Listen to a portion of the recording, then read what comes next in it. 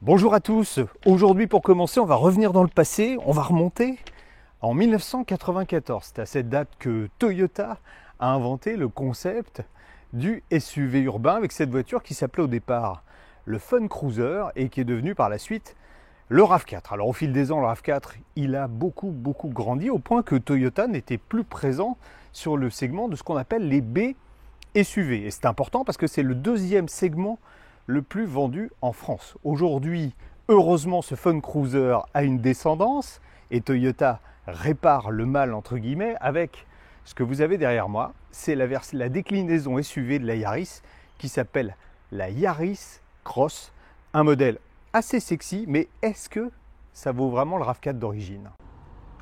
Il a du caractère ce Yaris Cross avec sa garde au sol surélevée.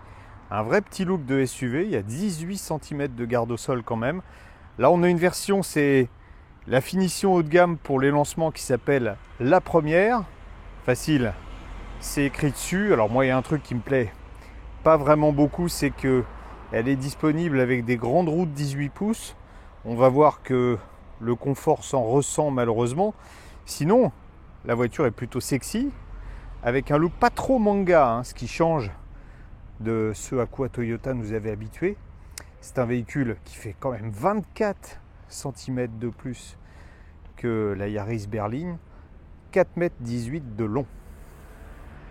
La voiture est disponible en 2 roues ou en 4 roues motrices. C'est d'ailleurs le seul SUV hybride du marché qui est disponible en 4 roues motrices. Ça pose un petit problème dans le coffre, vous voyez, 327 litres seulement pour cette version 4 roues motrices. Ça monte à 400 litres lorsqu'on a la version 2 roues motrices. Ah, puis un détail, vous allez vous dire, oh là là, le truc là, c'est pas très costaud. En fait, je ne vais pas vous faire la démonstration parce qu'il me faudrait mes deux mains et je tiens la caméra. Cette plage arrière souple, qui paraît pas très solide, on peut la plier, la ranger.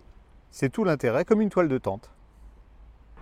Sous le capot, ça fait un peu fouillis, mais il faut dire qu'il y a du monde. Vous avez tout d'abord un moteur essence 3 cylindres qu'on appelle à cycle Atkinson avec un rendement qui atteint 40%. 40%, c'est en général le rendement des meilleurs diesel. Ce moteur qui développe 92 chevaux est associé à un moteur électrique. En fait, il y a deux moteurs électriques. Il y a un générateur et un moteur de traction. Le moteur de traction fait 80 chevaux. Donc, 92 chevaux plus 80 chevaux égale 116 chevaux. Vous allez me dire, il est nul en calcul.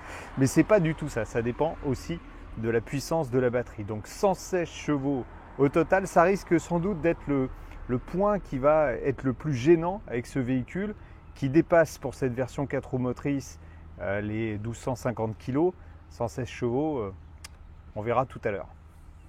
Avec 24 cm de plus qu'une Yaris, il y a plus de place à l'arrière, c'est normal.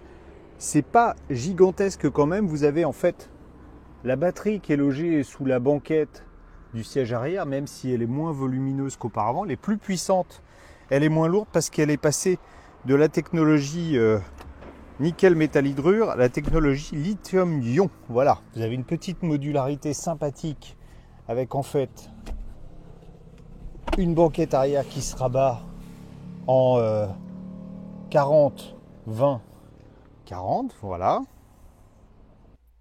La qualité de fabrication des Toyota a bien progressé ces dernières années, mais surtout pour un petit véhicule rigolo comme celui-là, ça reste un peu tristouille en matière de présentation. Beaucoup de noir, quoique le noir que vous voyez là, façon lac piano, en fait, c'est directement le plastique. C'est pas du tout une peinture, ce qui permettra un recyclage plus facile. Les compteurs sont très classiques, mais au moins lisibles, d'autant qu'ils sont doublés sur les versions haut de gamme par un affichage tête haute. Et la présentation intérieure, vous avez sans doute reconnu, c'est celle de la Yaris avec un écran 7 pouces. Mais il y a une nouveauté, c'est que, paraît-il, non je ne vais pas vous dire paraît-il, c'est méchant, c'est que l'interface est plus réactive qu'elle n'était auparavant. Pas difficile, vous me direz. Effectivement, le GPS est beaucoup plus réactif, c'est la première fois que je ne me perds pas avec un GPS Toyota depuis pas mal de temps. Bon, je suis méchant, Voilà. Vous avez aussi la possibilité, quand vous zappérez un téléphone, de le faire en Wi-Fi. Ça, c'est pas mal. Et puis, sur cette version haut de gamme, un système audio JBL avec 10 haut-parleurs Certains sont positionnés là, donc le son est pas mauvais du tout. C'est 8 haut-parleurs seulement, un système audio JBL. Ce que vous avez en revanche qui est ultra complet dès le départ, c'est tous les systèmes de sécurité, régulateurs de vitesse adaptatif, alerte de franchissement de ligne, aide au maintien dans la voie. Tout ça, c'est livré en série. On peut toujours présélectionner les modes de conduite ici. Donc vous avez soit Eco, soit normal, soit on va appeler ça Power qui est sport en fait. Et puis ici, un mode EV qui vous permet, lorsque la batterie est chargée, de faire, on va dire, allez, environ 2 km en 100% électrique. Mais la voiture n'est pas faite pour ça. Le principal progrès entre la Yaris hybride de deuxième génération et celle de troisième génération, c'est le confort. Elle est vraiment beaucoup plus moelleuse. Alors j'attendais, moi, sur un SUV qui reprend exactement la même plateforme, encore plus de confort. Et pourtant, c'est le contraire. Et oui, parce que avec une garde au sol plus élevée, donc un centre de gravité plus haut, il a fallu maîtriser le roulis en virage, le poids est aussi plus important.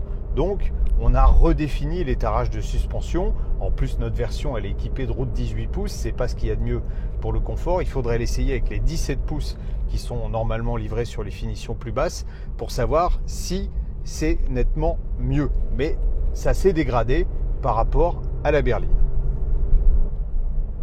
Avec 116 chevaux pour 1250 kg environ, le Yaris Cross, bon, c'est pas une voiture de course, hein, certes. Mais le plus gênant, c'est pas ça. C'est pas tant la puissance limitée, les performances, bon, 0 à 100, 11 secondes 8, ça sert pas à grand chose. Le plus gênant, c'est ça. Vous voyez, je vais passer voilà, en mode power. Et dès que je réclame la puissance, on a franchement ce sentiment normalement. Alors je le connais bien, hein, parce que moi ça fait 16 ans, même 17 ans que je roule avec des hybrides Toyota. Et jusqu'à présent, à chaque génération, ça avait tendance à s'atténuer. Et là, avec le Yaris Cross, j'ai l'impression qu'on est là aussi revenu un peu en arrière, puisque le moteur manque d'insonorisation, donc on l'entend bien dans l'habitacle. Et comme la voiture est lourde, en plus on a la version 4 roues motrices, il prend des tours assez rapidement et ça fait cet effet de patinage que certains trouvent très désagréable. En matière de comportement, ça reste un peu moins agile que la berline, mais franchement très sécurisant. La direction a été reparamétrée, ça prend assez peu de roulis, mais de toute façon c'est tellement désagréable d'avoir l'intrusion du bruit dans l'habitacle qu'on n'est pas du tout tenté de rouler, alors je dirais même pas sportivement, mais de façon un peu dynamique.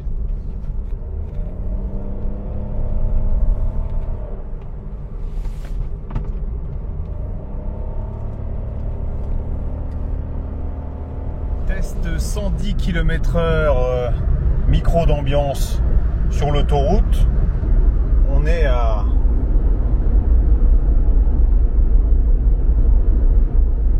en fait 68 décibels de moyenne. Et puis surtout, si on accélère un peu, ça veut dire si je dépasse 120 km/h, on va avoir un bruit d'air qui va être plus présent, un bruit aérodynamique. C'est pas le modèle le plus silencieux de sa catégorie en fait. C'est en ville qu'on va tirer le meilleur parti de ce Yaris Cross. Tout d'abord parce qu'on est assis un petit peu plus haut qu'avec une Yaris standard, donc on appréhende mieux le trafic. Et puis on bénéficie évidemment pleinement de la qualité de la motorisation hybride Toyota, avec un fonctionnement en électrique à peu près 60% du temps, et des consommations qui, si on est raisonnable, bon là c'est une conso moyenne qu'on a depuis qu'on est parti avec de la route, mais une consommation moyenne en ville qui peut tourner aux alentours de 5 litres au 100. Le premier Fun Cruiser Toyota était un vrai tout-terrain. On pouvait même faire du franchissement. N'espérez pas faire la même chose avec le Yaris Cross, même dans sa version 4x4 comme le nôtre là, qui dispose d'une petite molette magique. En fait, je peux forcer en position trail ici. Voilà, je peux forcer les 4 roues motrices.